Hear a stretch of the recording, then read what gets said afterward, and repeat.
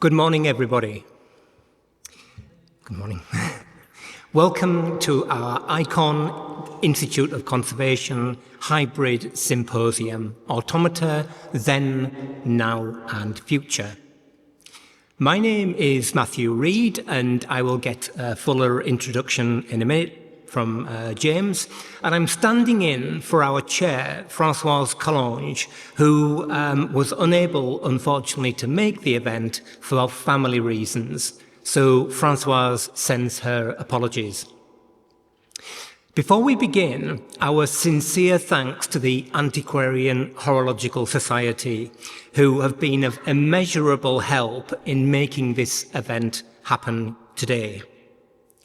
As you may have heard from the advertising, the AHS, the Antiquarian Horological Society, are holding their own separately bookable event this evening, a lecture, and I'm sure you're all very welcome to stay, even if you haven't booked.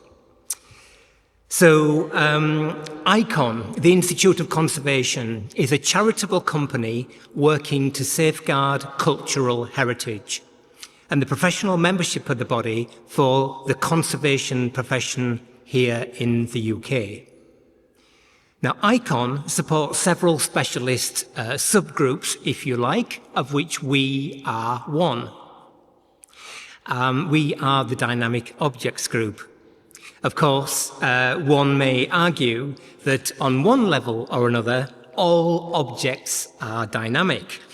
Our origins are, we must admit, in clocks and watches, horological collections.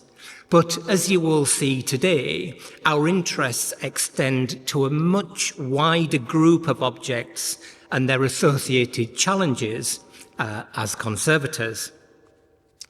Our group, the Dynamic Objects Network, began with a much more informal network founded by Françoise Collonge and Ken Cobb, both alumni of Westdean College. Throughout the year, we host online events, and wherever possible, we make those events free to attend. So, why is now the right time to talk about automata? Well, you will say there's never a wrong time to talk about automata. In recent months and years, 3 of the countries, the UK's most significant 18th century automata, have been subject to significant conservation treatments. The National Trust's pagoda clock at Anglesey Abbey, the elephant at Waddesdon Manor, and most recently, the Bowes Swan automaton at the Bowes Museum, County Durham. And we have Keith Scobie-Youngs in our audience today, and I'm sure he'll be pleased to chat about that over lunch. But of course, the world, believe it or not, did not stop at the end of the 18th century. We, as a group, sensed that in addition to these relatively well-known and well-loved machines, there were other projects taking place from across a much wider international dynamic objects landscape that would add to our understanding and, importantly, extend dialogue. We were, of course, correct. We were right. Our call for papers for this symposium was more than twice oversubscribed. So today we will hear 7 presentations, each of around 20 minutes, and they're grouped into 3 sessions. The first session is followed immediately, or thereabouts when our sandwiches turn up, by lunch and the annual general meeting of the Dynamic Objects Group. At the end of the 3rd session, we hold a panel discussion, which will be chaired by Jonathan Ashley-Smith, where we hope to address as many of your questions as possible. We will not be taking questions from the floor immediately after or between the sessions because we want to run to time. There are post-it notes at the back there on the table, so if you've got your questions, we'd really love it if you write them down and we can address them formally towards the end of the day. So, to our first session. This session will be chaired by Dr. James Nye. So James is an historian, a lecturer and a writer focused on the history of timekeeping and has a lifelong involvement in horology. His PhD from King's London used Victorian and Edwardian clock companies as case studies. He is the founder and primary sponsor of the Clockworks in South East London, the world's only museum, workshop and library dedicated solely to electrical horology. James has chaired the AHS, the Antiquarian Horological Society, for the past 10 years. He's also served as Master of Clockmakers Company in 2022. James is very widely published, including his history of the Smiths Group in 2014, which was published by Oxford University Press. And there are many, many more. So I will hand over to James. Matthew, thank you very much. I've just realised that you've given a vastly longer introduction to me than is necessary, given that I only have to say a few words. That's very embarrassing. Perhaps you can include me amongst the extraordinary automata that need conserving. Allow me to add my words of welcome. The emergence of the dynamic objects group has been an important development for many in the AHS, whether as curators or historians or bench practitioners or conservators and more. And thus the AHS is absolutely delighted to have been able to support today's symposium. As you heard, I've been charged with just chairing, introducing people in this first session, in which there are 3 presentations, 2 in person, a third pre-recorded. And as you've heard, questions are deferred to later in the day. So first, we hear from Matthew Reed and from Rachel Wicaksono. I know many of you go back years with Matthew. For the tiny number in the room who don't, he's one of the most recognisable characters in clock conservation anywhere, with a background in the museum world and also in conservation education. He's a prolific YouTuber in practical horological education. Rachel is Professor of Education and Executive Dean of the School of Childhood and Social Care at the University of East London. She was co-editor with Christopher Hall of CUP's 2020 work, Ontologies of English, Conceptualising the Language for Learning, Teaching and Assessment. And Rachel and Matthew are going to discuss, my synthesis is a fascinating project that led to the development of a framework for interrogating and explaining automata designed to inform an approach to their treatment in conservation. So allow me to cede the floor to the 2 of you. Thank you, James.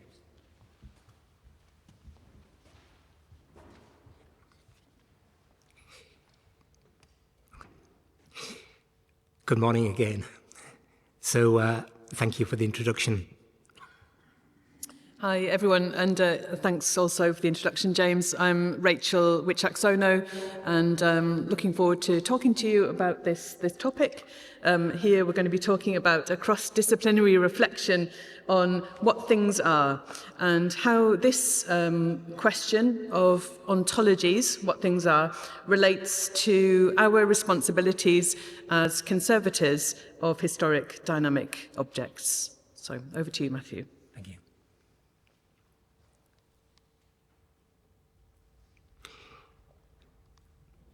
So in retrospect, my interest in machines, automata and what things are likely began around the age of 7 with this book. Many of you will be familiar with it. It's The Iron Man by Ted Hughes.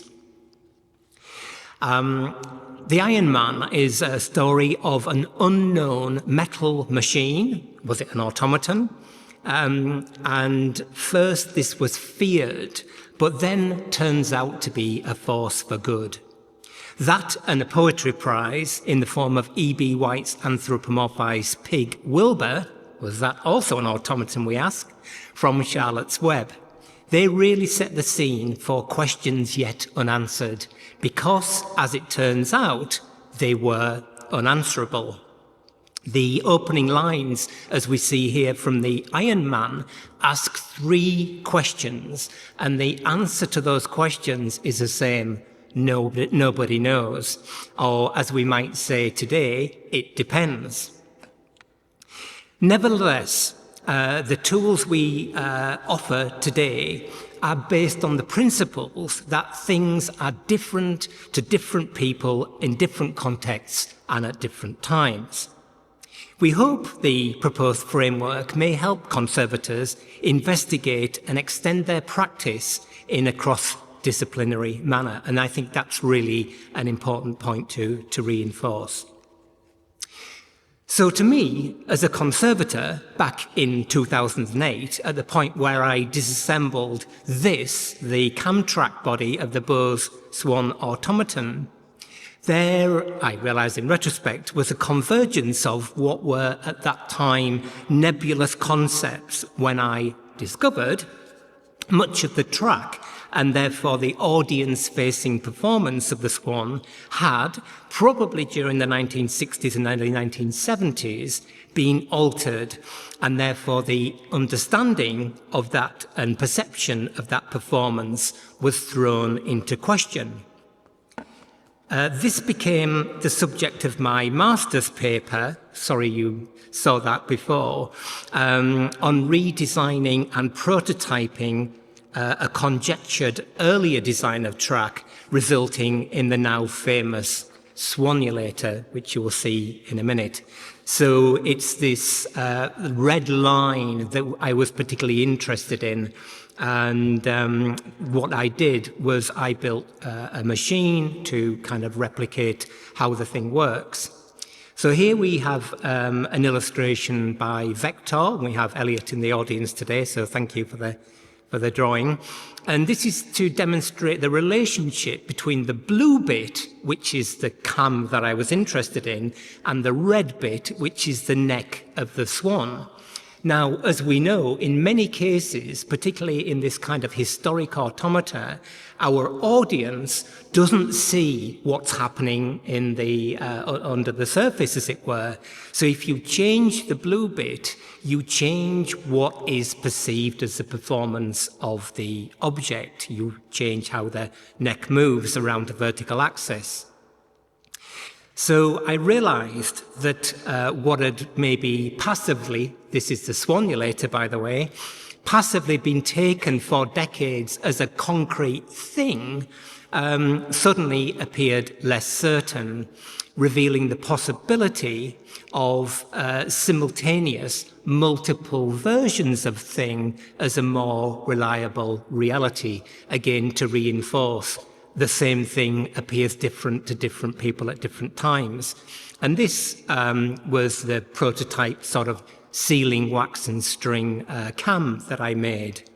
And we can see slightly comedic action of the Swanulator, but it proved the point, the hypothesis, that if as a conservator you change something, the meaning as perceived by an external body of that thing changes. So it then became a question of not if or how we should change something. We, of course, as makers and conservators, can relatively easily make things like cogs and levers and mechanisms in a reasonably reversible manner. But it became how we establish in the first instance what that thing is in order to anticipate and evaluate the impact of our interventions. This was further reinforced as an observation by this object. Apologies, there's the paper that I wrote. You can find it on my website if you want to see the whole thing. By this object, which we call Finter's carousel. So this is a model, as you can see, of a carousel. And this was a master's project by one of my students, Daniela Corder. During the months of the master's project, it became apparent that the thing, and it now seems blatantly obvious, can change without physical traditional interventions. Just, he says, just by thinking, consideration and dialogue, which what I had always encouraged. What we understand as a thing changes immeasurably and irreversibly.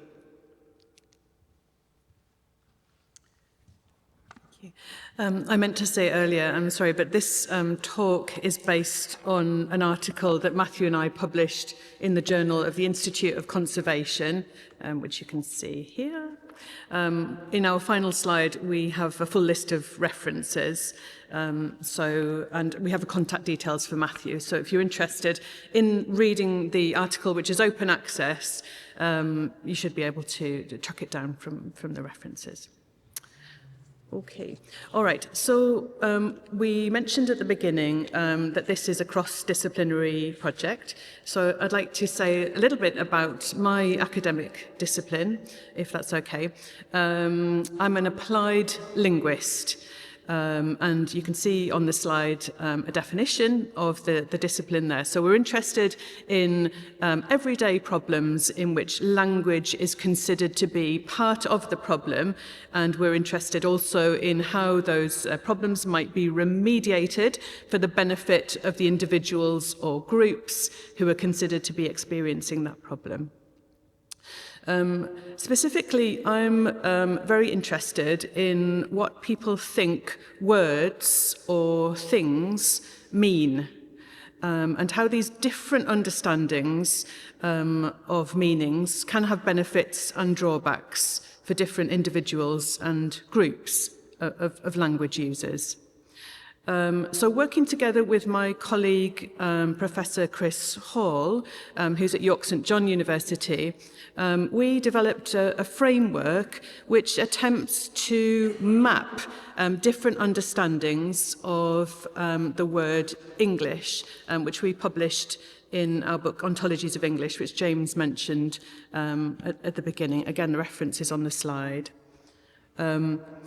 So we created a framework which maps different understandings of the word English as it relates to the English language, exploring different ways in which people understand that word English and what the implications of those different understandings are for the learning, teaching and assessment of English language.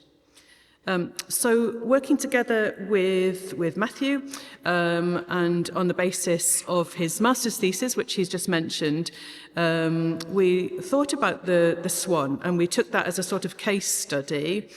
So we swapped out English and we swapped in swan into the framework that Professor Hall and I had come up with for English.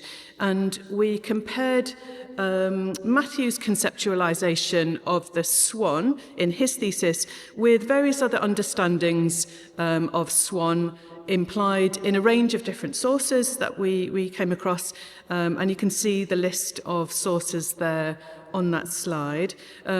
One of the particularly interesting ones, which is worth reading if you have chance, is the account of the swan at the Paris exhibition, I think 1867. Yes, Samuel Clemens wrote about the living grace of the swan, the best thing he'd seen on his travels. Everything else was rubbish that he'd seen in Europe. It was incredibly inauthentic. He was very disappointed, but he loved the swan. That was the most real thing that he'd seen. Samuel Clemens, of course, otherwise known as Mark Twain. So Matthew and I, we critically reflected on these sources, and we referred to the framework that Professor Hall and I had developed. And we drafted a new framework, this time with swan at the centre, as you can see on that slide. Swan is there, but please feel free to insert whichever historic dynamic object you're currently interested in or working on, because we hope that any object, this would work for any object. So we've used this framework to try to help us to think about the various ways of how the swan has been understood have created conditions for subsequent judgments about its performance, its placement in which room or part of the museum, and proposed treatments. Yes, so this hopefully would work with any object at the centre. We're not actually particularly interested in the swan, should I say that? But we're interested in the idea of what things mean, or at least for the purpose of this project, that was our interest. What our proposal is, and Matthew's already mentioned this, is that what is as important a question for conservators as how and why. Perhaps the how and the why have been traditionally the sort of best questions in conservation, and we want to shine a light on what. We also want to suggest that there are likely to be multiple answers to the questions of what, and those answers will depend on who you're asking, when you're asking, who is doing the asking. And what we're suggesting here is that it's the conservator's job to ask those questions and consider the answers, ideally working with the widest possible range of stakeholders in the design of any project prior to embarking on any course of treatment.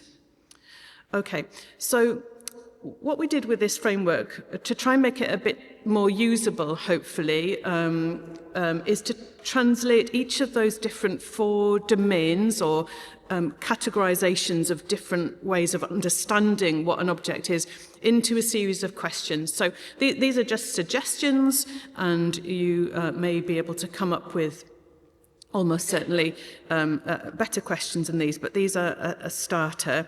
A stimulus for dialogue about that wider ontological question of what the historic dynamic objects in our care are prior to the planning of a conservation project.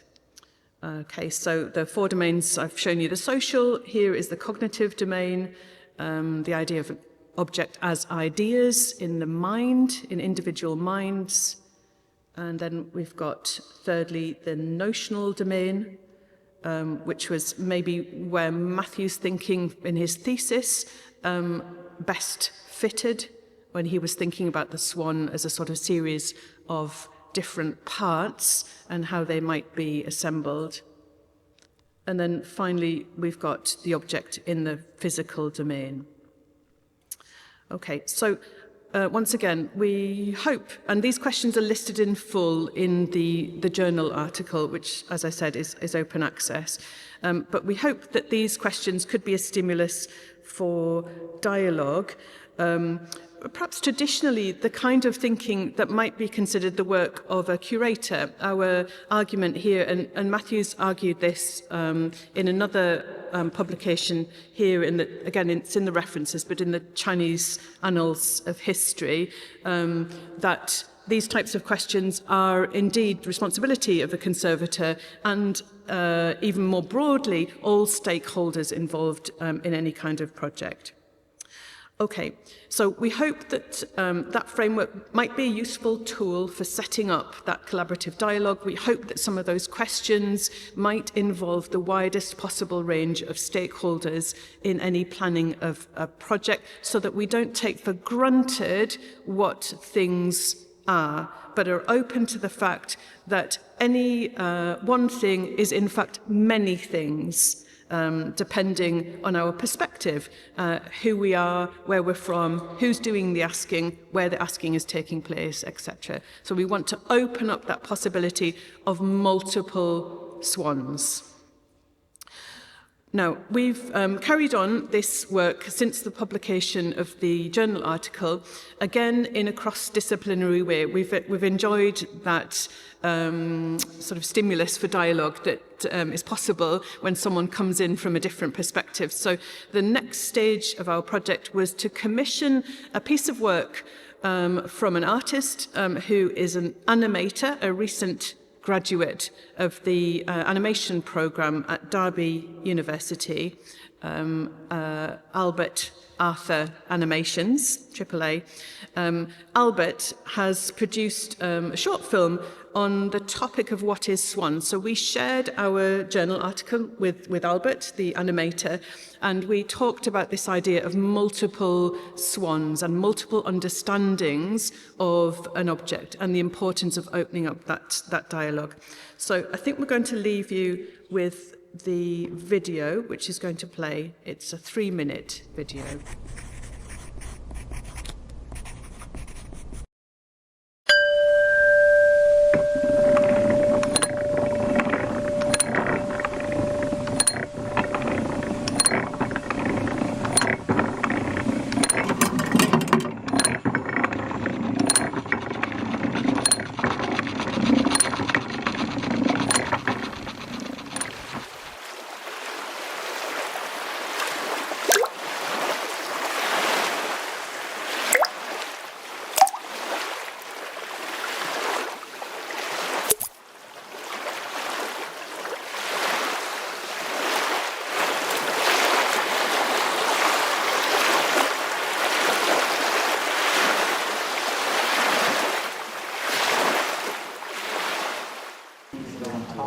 Might be a monologue this time. Sometimes it is just a monologue, but we just keep it moving, we keep it going because I'm a team player, and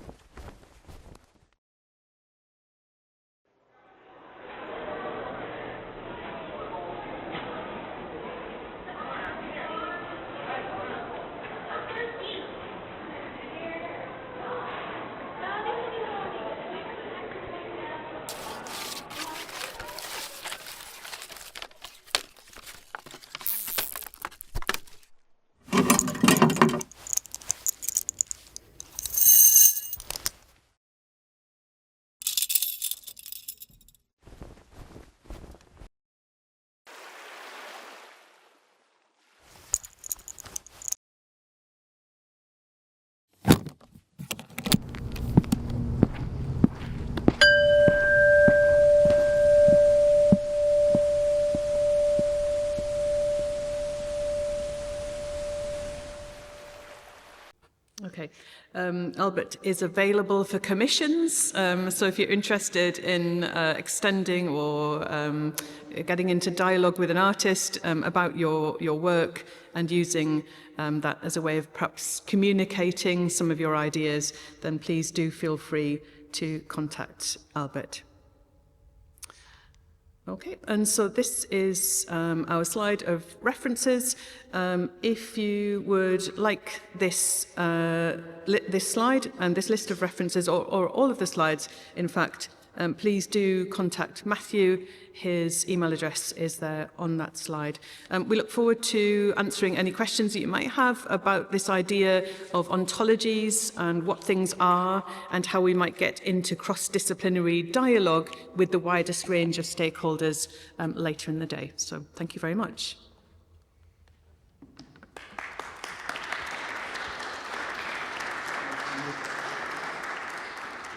Thank you. Thank you so much for a remarkable presentation. I loved the very charming film. I wondered if anybody in the room might recognise themselves in it.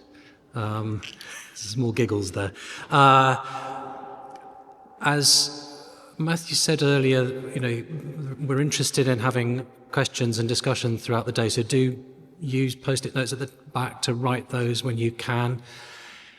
Their presentation reminds me of the fact that it is wonderful when things are discussed and recorded and so forth, so that they're pointing out literature there.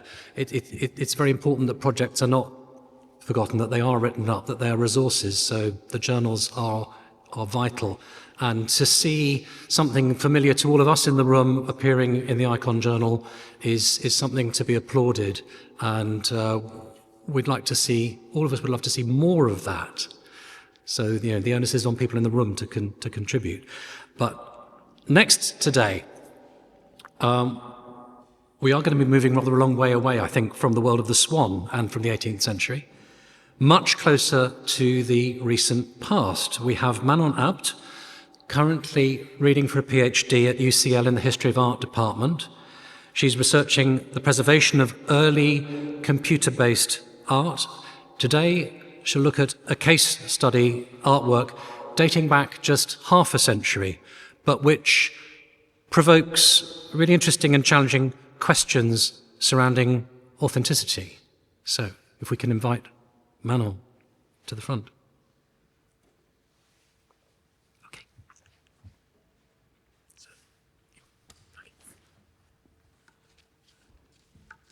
So good morning, everyone. Thank you for organizing this fascinating symposium today, and thank you for the introduction. So as James Knight just said, I'm a doctoral student, so I'm a researcher and not a conservator, but I look at case studies of the reconstruction and restoration of early computer-based artworks created between 1960 and 1991. I'm supervised by Professor Pip Lorentzen and Dr. Jenny Nachtigall. So today I will speak about the reconstruction of a specific artwork, the Censter, which is a 20th century automaton mixing digital with analog, mechanical and hydraulic systems. It was created in 1970 by the artist Eduard Inatovich, who was a sculptor inspired by kinetic art, interactivity, motion, and the concept of an artificial system that was already developed at the time. So you can find many definitions of an automaton, but one I like and that matches the Censter is that an automaton is a self-operating machine or control mechanism that follows a sequence of operation or responds to instructions. It can then be a robot, as the Censter, which is a kinetic and cybernetic interactive sculpture that focuses on sound and movement. So before I go on with the presentation, I will just show you a video so you can understand what the Censter did. So it is this big sculpture, and it reacts to the audience sound and movement within 1 or 2 seconds. So imagine you have someone in a room clapping in the hands or moving. The Censter normally will capture this sound or movement and will turn toward the spectator. So it's like you could, the Censter is moving toward you and is kind of interrogating you and move towards you. So it's like you can have a discussion. And it's quite responsive for a 1970 sculpture. Of course, a robot today would be quicker to respond, but I've seen it myself, and it's quite interesting to see it moving because it looks like an animal or a human movement while it's a mechanical system. So it was one of the first digital computer-based artworks and was created in London and in UCL, where I'm studying. So the long arm allowed it to move toward the visitors thanks to 2 Doppler radar sensors and 4 microphones that were equipped on the head. It's 2.5 meters high and 4 meters long, and the cybernetic sculpture was controlled by a digital computer, the Philips P9201, which is composed of an 8K of core memory, a punch paper tape unit, and a teletype. So the arm's articulation also worked with 6 electro-hydraulic servo systems. So these systems are closed-loop control systems that use feedback to control the position and velocity of an output device, typically a motor. In terms of the history and the life of the Censter, it was, as I told you, created in 1970, and 4 years after, in 1974, the sculpture was dismantled and abandoned by the company Philips, which had commissioned it and displayed it for 4 years. So then it was only restored recently in 2017 by a Polish academic research team of the HGH University of Science and Technology of Krakow. So they found the remains, reconstructed the robots, and called the project the Resensor. So once they had found the necessary funds, recognized the artwork historical significance, and obtained the approval to reconstruct the artwork from the estate, they initiated the restoration and reconstructed the robot and intervened in the artwork's materiality. So for the treatments, it's only with a few remaining materials from the sensor skeleton and mechanical system that they decided to reconstruct the sculpture by mixing original remains with new parts. The skeleton and mechanical system were first restored, followed by the head, sensor, and wiring. They also found the manuscript of the sensor source code, thanks to the research of Alexander Zivanovic, but they decided to prioritize developing a new code to recreate the machine's behavior rather than emulate the original code. For them, digging into the source code was not within the project scopes, as it would have been too demanding to recreate the control system and to look at the hardware of mainframe computers, so these old computers of the 1970s. So their principal problem was reproducing the original system technological shortcomings, which were visible in the behavior of the robots. So the behavior of the center was described as shyness by Jonathan Benthall, an art critic, who, after seeing the artwork in 1971, said about the sensor that at present the head moves swiftly towards any source of quiet motion, as though hunting for food. But if the motion becomes violent, say a spectator tries to strike out at a claw, or if the amplitude of the sound rises, one person is monopolizing attention by shouting at it, the hen will shy away as though frightened. So, as you can see here in the picture, when the sensor became shy, it meant it would raise its head to the ceiling and stop moving before reconnecting to the audience. So when reconstructing the artwork, the research team realized that this shyness was not intentional, was not created intentionally by the artist, but it was a result of the sensor's operation being overburdened. So this was due to data overload. So they had to find a way to connect the interaction pattern of the sensor with the computing part. And for that, they did not use the old computer of the sensor as it had been destroyed, but they replaced it with the current PLC. So PLC stands for Programmable Logic Controller. It is a specialized computer that controls machines or robotic devices for industrial automation. It is quite easy to program and is designed to withstand harsh environments like industrial ones. So with this PLC, no data is queuing like it was on the original computer of the sensor. So Marek Dugos, an automation and control system researcher, decided to slow the internal clock of the PLC so that the data would be processed very slowly and that the flows of the sensor would reappear. So the speed of the feedback loop of a recent technology was then readapted to reproduce the shortcomings.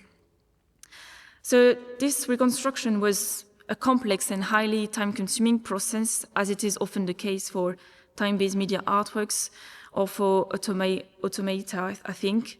And the team did really a great job. It took them more than a year to reconstruct the whole structure, and it works, so it's quite fantastic to see it working. And now that I have quickly told you about the history and life of the sensor and some of the treatments of the reconstruction, I will analyze theoretically the reconstruction in 3 different points. So first, the sensor illustrates the challenges posed by conservation strategies for early computer-based artworks. They are quite often nearly lost, hardly described in archives, and operating with obsolete technologies. They exist at the boundaries of art and science, and for these reasons they face difficulties entering museum collections. And one explanation I suggest in my research for their lack of recognition and their difficulty in entering museums is that they are boundary objects positioned at the intersection of arts and science. So this concept of boundary objects was defined by Susan Lee Starr and James Grisimer. So they say that boundary objects rely on interpretative flexibility, implying that they have different uses and meaning depending on their users, and that they fluctuate between ill-structured and customized uses. So these objects are used for specific purposes for which they were not originally designed, such as computers that run to create art, while they were designed to be high-performance calculation machines in an industrial context. So as a result, in terms of the reception of the artwork, the engineers and scientists did not always agree with the artistic approach of early computer-based artworks, and the art world did not recognize the computer-based object as artworks. As a boundary object, the sensor also demands advanced expertise in technology and computing for its reconstruction. And this is reflected in the team overseeing the restoration of the sensor, which comprised researchers from diverse faculties and academic disciplines. So, for example, at the head of the project, you have Anna Olszewska, who is a visual study researcher, and you have also Marek Dugos, who is an automation and control system researcher. And what is interesting to notice is that in this restoration, not a single person on the team had expertise in conservation or restoration, except for one student who later became a conservator. So I think the sensor and automata more generally require interdisciplinarity in the network of cares of these objects. A second part of the analysis of the reconstruction comes from my observation of the artwork when it was on display. So I went last year, as you can see here in the pictures, in Rotterdam in 2024, in the NOU Institute, in an exhibition called Reboot, Pioneering Digital Art. So the sensor was on display there. And I discovered that the sensor was only activated for 10 minutes every Sunday. And I had the chance to see it activated. But for the rest of the week, the artwork was deactivated and no film showed the automaton's potential interaction, which I think is a shame for the visitors because they could not understand how it performs. And one explanation that I suggest for this lack of activation is that this is due to the integration of the original remains in the reconstruction of the sensor because they weakened the restoration. Before Rotterdam, the automaton had been displayed in several exhibitions, and when it was displayed in Slovenia, one part of the sensor structure broke. So they repaired, the team repaired the artwork and has been more cautious since then.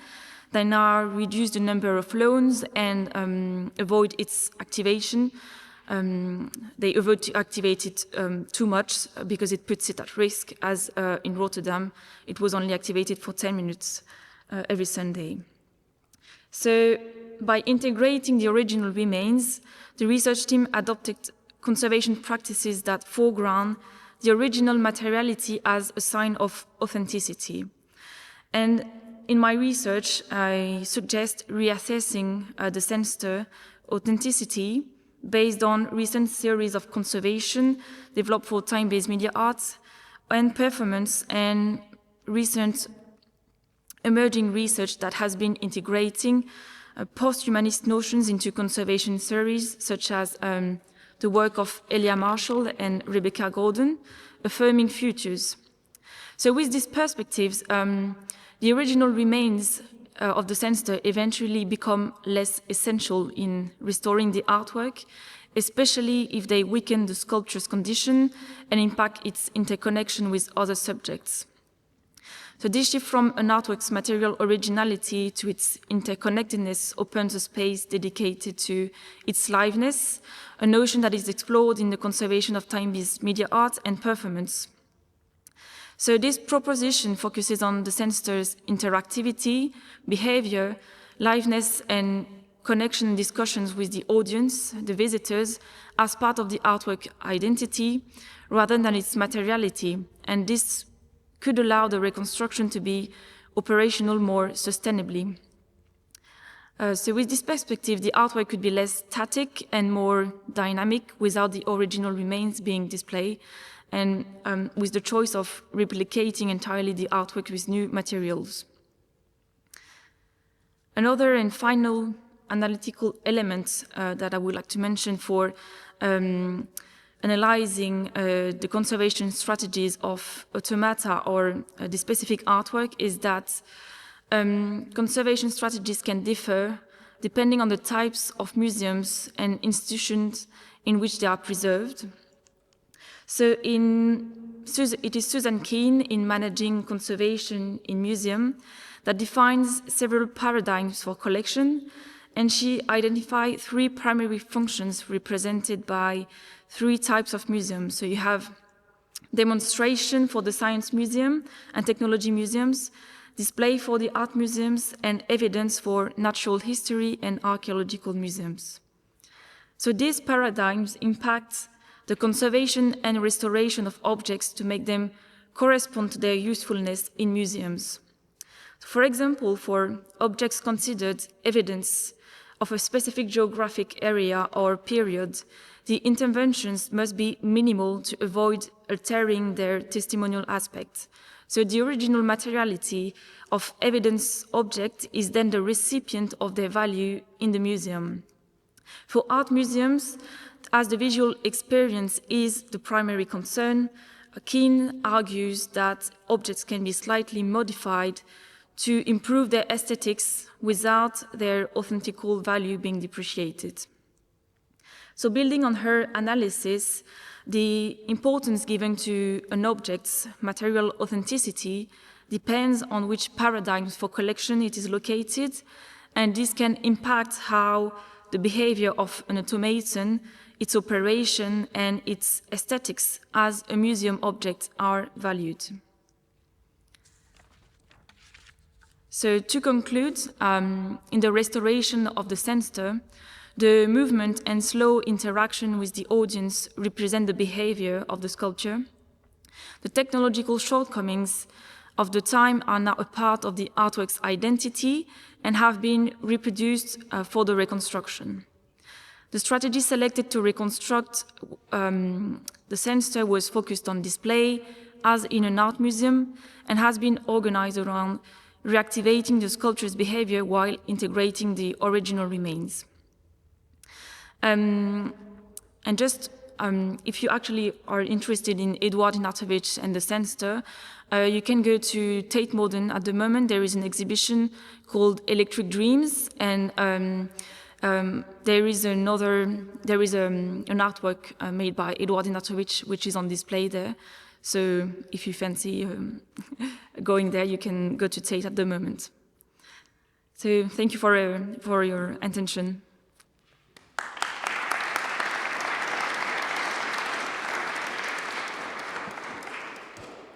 Thank you very much indeed, Manon. But I think interesting to note that despite the huge difference in age between artworks, that some of the same questions arise as we heard earlier. Fascinating. And I particularly liked the point that some of that movement was not intended by the artist, but nevertheless a product of the design and the way that it was built. Unintentional, but nevertheless very important.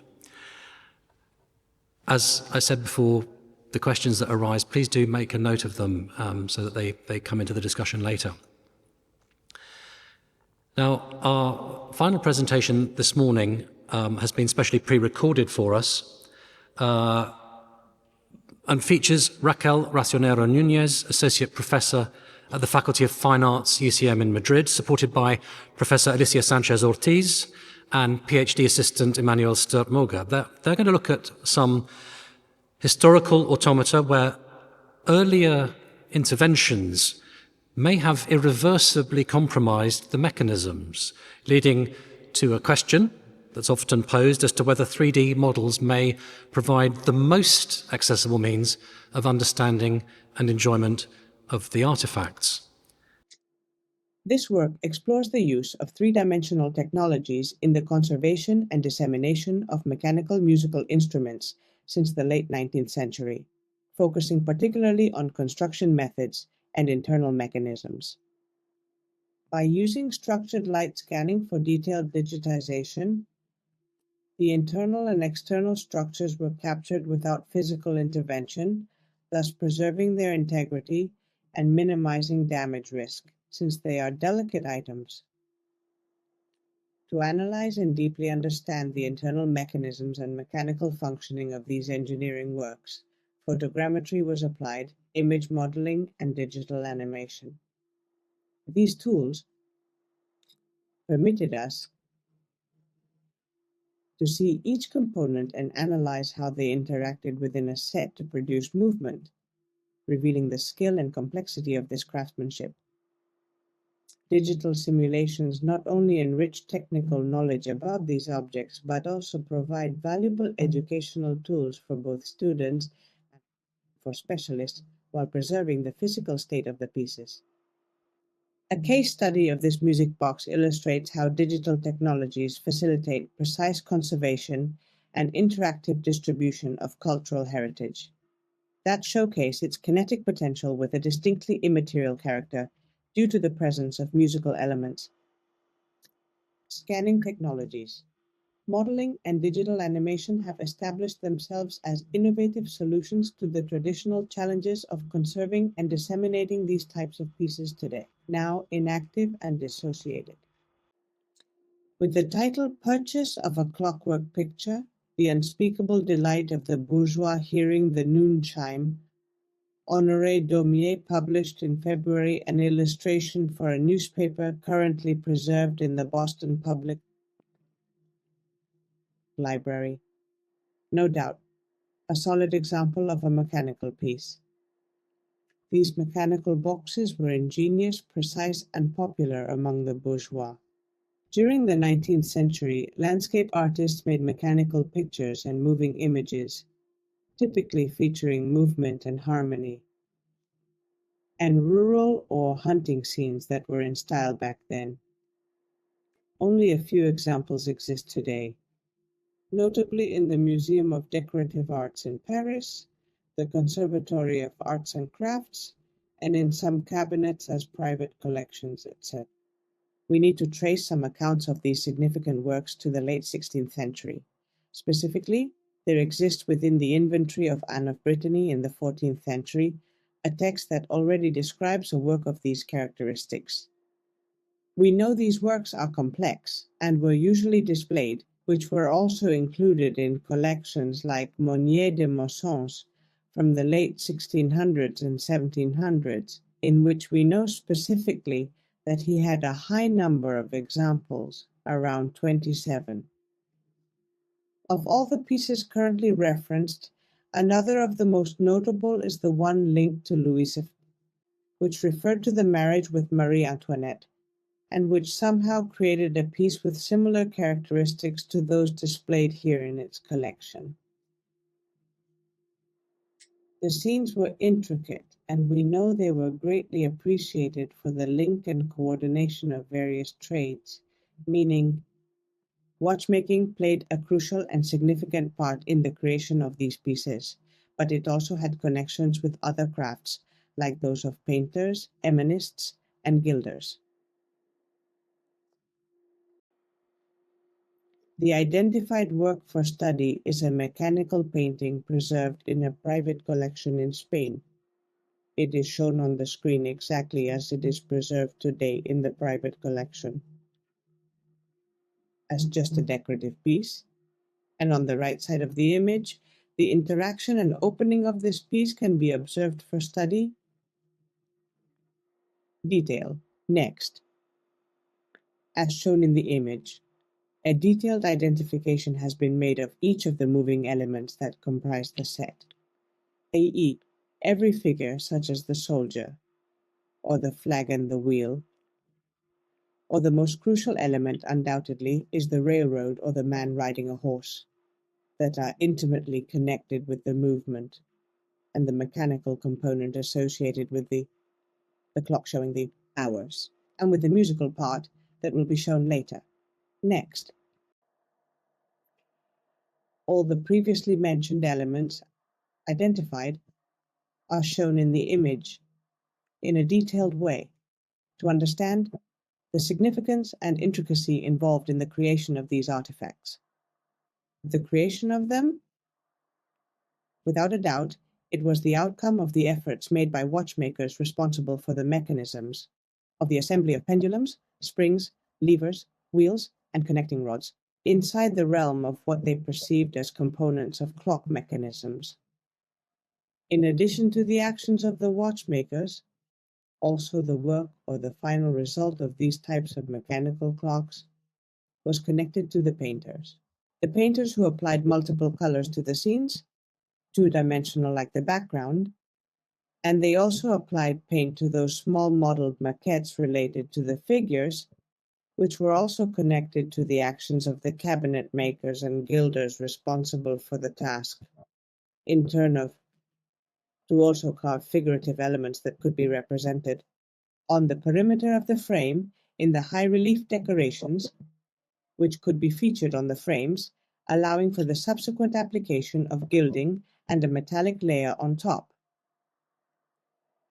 The part, which is the subject of study, is framed within the previously described group. The moving picture is split into 4 layers that fit into a wooden frame containing the machinery of ancient clockwork and the mechanism and the pieces that supported the cardboard and wood surface, which served as the background, painted background, to create the scenic landscape, and the relief of the buildings contained in another of the planes. The 3rd layer was linked to the relief or small model that included other landscapes and figures. Finally, closing everything like a showcase, the entire structure was framed by a group of wood and glass, as can be seen here, at the different levels of the piece in question. Moving on. As we can see on screen, we are inside the box where the mechanism is displayed. The construction is a rudimentary one that fundamentally shows the larger motor barrel responsible for the friction of the numerous levers, wheels, connecting rods, and cords that were closely tied to the metal rods, and with small plates of brass, all in charge of the movement and kinetic part of the piece. Not only was there movement, but the entire artifact was also related to music. The periods when the clock or clockwork operated, marking the quarters or hours, were also linked to rhythmic movements and the music from the musical comb visible on screen. As seen in other examples, inscriptions related to the workshop that built the machinery, the clockwork, usually appeared. However, in this case, they were not preserved. Currently, the piece is deactivated and lacks some elements due to ongoing handling and restorations. Next, the phases of the virtual recreation process are shown. The digitization processes that must adapt to capture both the external appearance and the internal structure and functionality of these objects. In the present study, the ARTEB Space Spicer Scanner was used, which offers a resolution of around 0.1 millimeters and a precision of 0.0.5. This device uses blue light and 3 cameras to capture a 3-dimensional volume, along with an RGB camera of 1.3 megapixels for visual details. The scanning area is about 90 by 70 millimeters and 180 by 140, which means that it is perfect for small objects. Both the geometry and texture of the piece were captured at a speed of around 5, with 1.65 and a depth of field of 500 millimeters. Regarding the capture strategy, it was decided to move the scanner around the piece due to its weight and the difficulty in handling it, keeping a distance of about 20 to 30 centimeters, avoiding at all times, as was rightly noted, the handling of the object. The option chosen was texture plus geometry. Each part of this work needed 2 to 4 scan positions to cover all areas, also using overlapping areas to correctly align the data. All elements that are part of the structure were digitized. Additionally, photographic images were taken with a professional reflex camera, taking pictures of the model from different perspectives, systematically surrounding it from different angles and heights, creating a dome around the object with many images that were subsequently transferred to the computer, as we will see next, producing a 3D mesh. To do this, a photographic record was made by placing the object, specifically one of the parts that could be taken apart, that is, in the front opening of the piece, there were several sculptural elements that could be taken apart without any damage, which could be placed on a turntable in a light box, and they were rotated to create a ring and to obtain all the detailed photographs. Subsequently, all digital files were developed.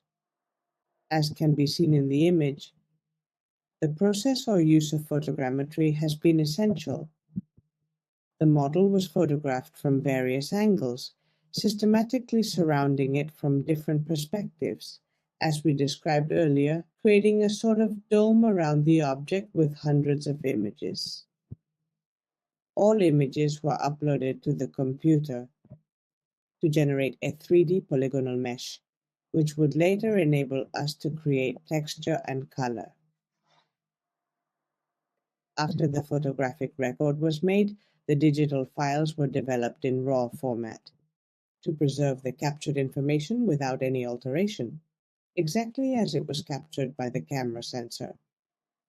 All these photos were imported into a program previously known as PhotoScan, now called Metasave, where the images were organized and aligned in space as displayed on the screen. Next, the digitization process with the use of the 3D scanner was another key aspect of this study. A 3D structured light scan was performed, capturing all external and internal elements without the need for manipulation.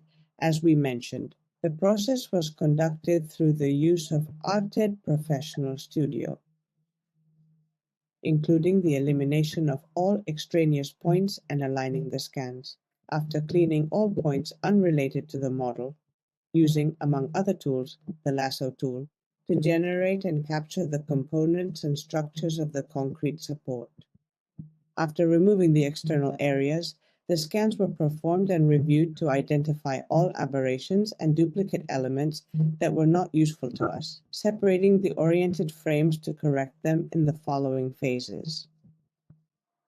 Lastly, after creating texture maps in Blender, we can state that the textures provided a model with a quite realistic physical appearance, as shown in reference to the original, accurately capturing the characteristics of the materials. These processes also enabled the optimization of the model for future sharing on web platforms, as shown on screen. Next is shown the rebuild of all parts, as originally displayed in the original, with music added and clockwork elements, once the sound was reconstructed and virtualized.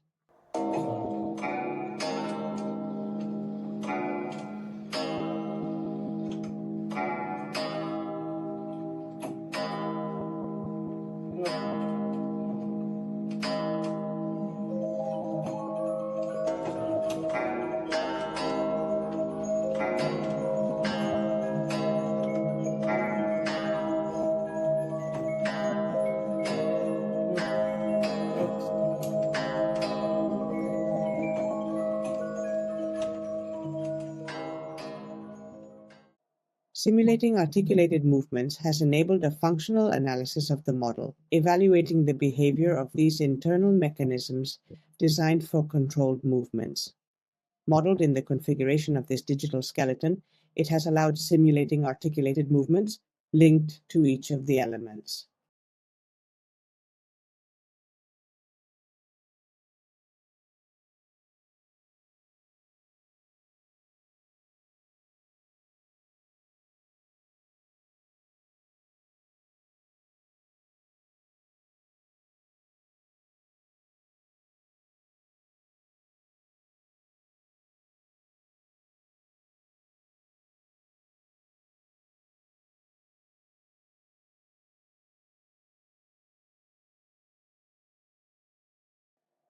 We appreciate the DICOM group for allowing us to present this study,